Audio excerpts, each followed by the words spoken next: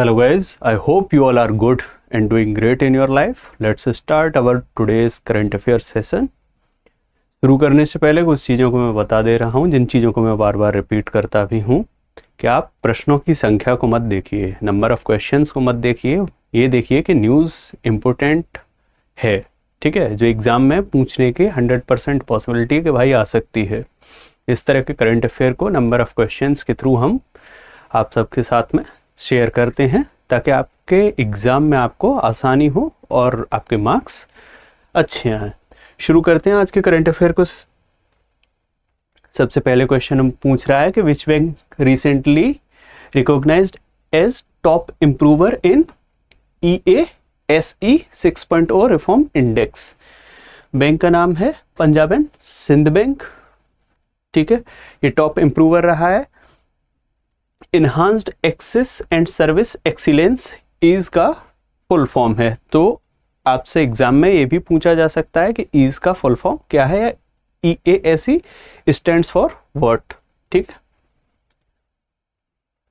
अगले क्वेश्चन की तरफ बढ़ते हैं। अगले न्यूज में पूछने की कोशिश कर रहा है कि गवर्नमेंट ऑफ इंडिया ने एक टैक्सी सर्विस को लॉन्च किया है अंडर द कॉर्पोरेटिव मॉडल। तो अंडर कॉर्पोरेटिव मॉडल है, अभी पार्लियामेंट में बहुत सारे डिस्कशंस चल रहे हैं। तो 2023 में एक कॉर्पोरेट सोसाइटी का बिल आया था जिसमें अमेंडमेंट की भी बात चल रही है, ठीक है। तो उसके तहत ही गवर्नमेंट ऑफ इंडिया ने एक टैक्सी सर्विस को लॉन्च किया है। पूछ रहे हैं कि उस टैक्सी सर्विस का नाम क्या है, तो नाम है सहकार। ये सेम ओला उबर वाले जो हमारे सर्विसेज हैं उन पर ही बेस्ड है, लेकिन कुछ इसमें फीचर्स डिफरेंट है। जैसे ओला और उबर में क्या होता है कि जो प्रॉफिट है वो कंपनी रख लेती है, कॉर्पोरेटिव रख लेती है, लेकिन यहाँ पर जो प्रॉफिट होगा वो ड्राइवर्स शेयर करेंगे, ठीक है। फेयर चार्ज रहेगा, डिस्टेंस को मद्देनज़र रखते हुए with respect to the distance हमेशा चार्ज को डिनोट किया जाएगा, ठीक है। ओला उबर में क्या होता है, टाइमिंग भी देख लेते हैं, कभी कभी मॉर्निंग का है तो चार्जेस बहुत हाई होते हैं, रश का टाइम ज़्यादा है, जैसे बेंगलोर हो गया, दिल्ली हो गया, यहाँ पर जब तुम 5-6 बजे के करीब जब भी तुम बुक करोगे तो वो प्राइस हमेशा ज़्यादा दिखाएगा। क्यों? क्योंकि ये रश का टाइम होता है, सब ऑफिस से जा रहे हैं, कोई किधर जा रहा है, कोई इधर जा रहा है, तो ट्रैफिकिंग बहुत ज़्यादा होती है। ऐसे में क्या है, ट्रैफिकिंग में पेट्रोल वगैरह, डीजल वगैरह बहुत ज़्यादा खर्च होता है, क्योंकि ट्रैफिक में तुम फंसे हुए और गाड़ी ऑन है, ठीक है। तो इस सब में क्या है कि वो जो भी उस टाइम सर्विस के ड्यूरिंग तुम्हारा एक्सपेंडिचर बढ़ रहा है, ठीक है, वो उसको चार्ज कर देते हैं कस्टमर पे, वो लोग जो कंज्यूम कर रहा है सर्विस को, ठीक है। तो इसमें ये चीज़ें नहीं होंगी, इसमें सीधे सीधे डिस्टेंस पर तुम्हारे चार्ज बेस रहेंगे। देख लेते हैं, अमित शाह जी ने ये अनाउंस किया है, ठीक है। मॉडल जो टैक्सी सर्विस का मॉडल है बेस्ड है बिल्कुल सेम उसी पैटर्न पर ओला उबर के, लेकिन की फीचर्स में कुछ चीज़ें हैं वो ये हैं। पहली चीज़ तो गवर्नमेंट बैक्ड है, मिनिस्ट्री ऑफ कॉरपोरेशन का इनिशिएटिव है ये, ठीक है। दूसरा, जो प्रॉफिट है वो शेयर होगा ड्राइवर में, कॉरपोरेशन नहीं रखेगा, फेयर प्राइसिंग रहेगी हमेशा, जिन चीज़ों को हम डिस्कस किए। और ये इनिशिएटिव जो अनवेल्ड किया गया है वो डिस्कशन में किसके किया गया है, multi state corporative societies amendment bill 2023, ठीक है।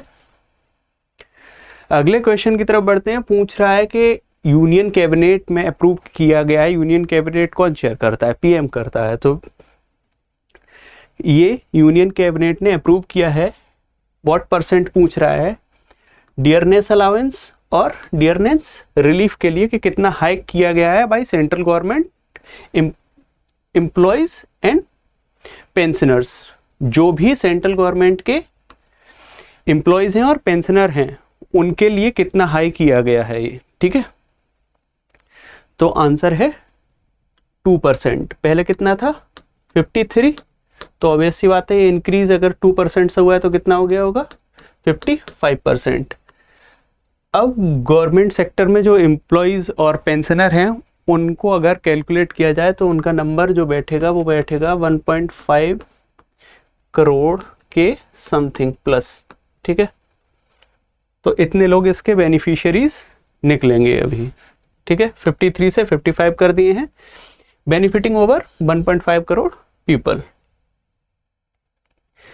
अगली क्वेश्चन बोल रहा है कि यूनियन कैबिनेट ने बहुत सारे अभी चीज़ों को अप्रूवल दिया है, बहुत सारी स्कीम्स को अप्रूवल दिया है। उनमें से कुछ स्कीम्स जैसे फर्टिलाइज़र की स्कीम हो गई, इलेक्ट्रॉनिक्स की स्कीम हो गई, बिहार में प्रोजेक्ट हो रहे हैं उनकी स्कीम्स हो गई, ये सारी चीज़ें, ठीक है।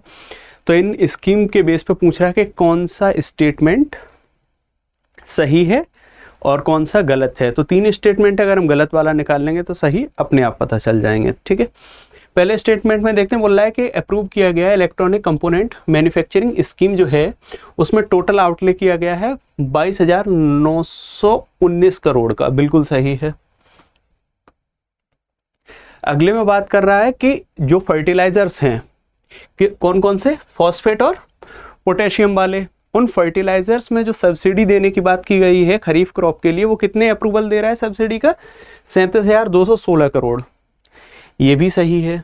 अगला बोल रहा है कि initiative inclusion Bihar Kosi मैची interested linkage project जो है उसमें आउटले किया गया है 5,282.32 करोड़, ये डेटा गलत है, यहाँ पर होगा 6,282.32 करोड़, ठीक है। इन सारी चीज़ों की हमने बात की। जो फास्फेट और पोटेशियम फर्टिलाइज़र हैं उनमें जो गवर्नमेंट ने सब्सिडी देने की बात की है वो की है 37,216 करोड़। उसके बाद में जो स्कीम है बिहार के लिए उसमें 2 स्कीमें इंपॉर्टेंट है। एक तो NH-119A के लिए उसको अप्रूवल मिला है जो 4 लेन बनेगा, और दूसरा लिंकेज प्रोजेक्ट की बात की है जिसमें कितना आउटले किया गया है 6,282.32 करोड़। अगले क्वेश्चन में पूछ रहा है कि department of administrative reform and public grievances, तो अब जायज़ सी बात है ये किसी एक ऐसे इंस्टीट्यूट या एंटिटी के साथ में MOU साइन करने वाला होगा जो कि पब्लिक ग्रीवांसेस और रिड्रेसल जो हैं उनको दूर करने में हेल्पफुल हो, ठीक है। तो बोल रहा है कि has collaborated with which institution to introduce AI powered multimodal multilingual grievances redressal, ये सारी जो चीजें हैं इस सिस्टम के लिए किसके साथ में कोलैब किया है, ठीक है। अब इस सिस्टम की खासियत भी यही है कि भाई ये मल्टी मॉडल है, फिर मल्टी लैंग्वेज है इसमें, फिर दूसरी चीज़ क्या है कि जो भी इसको यूज़र करेगा तो यूज़र फ्रेंडली बहुत ज़्यादा है। मतलब तुम लैंग्वेज अपने रीजनल लैंग्वेज में चीज़ों को कर सकते हो, तुम अपने रीजन की चीज़ों को जान सकते हो, ये सारी चीज़ों को, ठीक है। तो पूछ रहा है किसके साथ में कोलैब किया है, तो डिजिटल इंडिया भाषिणी के साथ में कोलैब किया है। फीचर्स क्या क्या हैं इस पूरे सिस्टम के, टोटल 22 लैंग्वेजेस में है, वॉइस के थ्रू काम भी कर सकता है, टेक सपोर्ट भी है इसमें, AI पर भी बेस्ड है और यूज़र फ्रेंडली इंटरफेस है। फिर साथ में बोल रहा है ये सपोर्ट किसको करेगा, डिजिटल इंडिया को। ऑब्वियस सी बात है, इतने सारे यूज़र्स हैं, 22 लैंग्वेज में है, और 22 लैंग्वेज में अगर मोटा मोटी देखा जाए तो 22 लैंग्वेज वाले मैक्सिमम स्टेट, हिंदी स्टेट तो ऊपर नॉर्थ मिल जाएंगे, रेस्ट ऑफ द स्टेट में डिफरेंट लैंग्वेज बोली जाती है। तो 22 रीजनल लैंग्वेज में है, तो वहाँ से पूरा का पूरा जो लोग अगर कवर करे जाएंगे तो ये डिजिटल इंडिया को ऑब्वियस सी बात है सपोर्ट करेगा।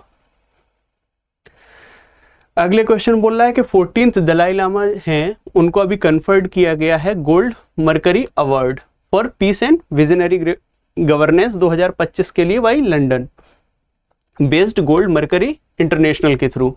तो इनका नाम क्या है जो 14th दलाई लामा है, तो इनका नाम है तेंजिन ग्यात्सो, ठीक है। ये अवार्ड इस्टेब्लिश करने के लिए जो गोल्ड मरकरी इंटरनेशनल है ये इस्टेब्लिश हुआ था 1961 में। तो हो सकता है नाम ना पूछ के या अभी किसको मिला है ये ना पूछ के, या 14th नंबर के या 12th नंबर के ये ना पूछ के, सीधे सीधे ये पूछ सकता है कि गोल्ड मरकरी इंटरनेशनल इस्टेब्लिश कब हुआ था, ठीक है।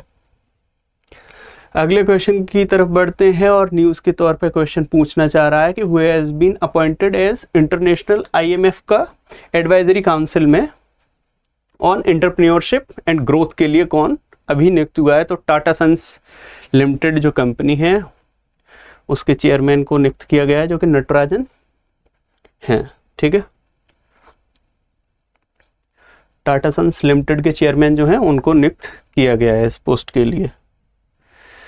अगले न्यूज़ के बेस पे क्वेश्चन हमारे सामने कि केरला बेस्ड जो फेडरल बैंक है उसने साइन किया है एक MOU किस इंश्योरेंस कंपनी के स्टेक को 4% और एक्वायर करने के लिए, ठीक है। तो वो एगास फेडरल लाइफ इंश्योरेंस के लिए है, ठीक है। इसका 4% इक्विटी शेयर को मोर एक्वायर करने के लिए एग्रीमेंट किया गया है।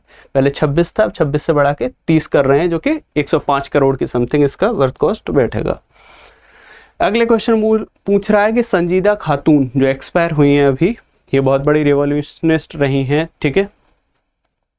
लैंग्वेज के इन्होंने काफ़ी मूवमेंट वगैरह चलाए हैं, उनका भी देहावसान हुआ है, एक्सपायर हुई है वो। तो पूछ रहा है कि उनको पद्मश्री गवर्नमेंट ऑफ इंडिया ने कब दिया, तो 2021 में दिया है, ठीक है। उनसे रिलेटेड और जो इम्पोर्टेंट अवार्ड्स हैं वो यहाँ पर हैं। 25 मार्च 2025 को एक्सपायर हुए हैं ये, ठीक है।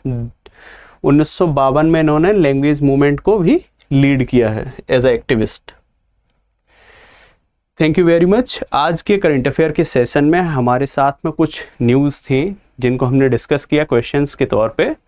इस तरह से हम अपने करंट अफेयर को पढ़ते रहेंगे, इस तरह के सेशंस के साथ में हम बने रहेंगे।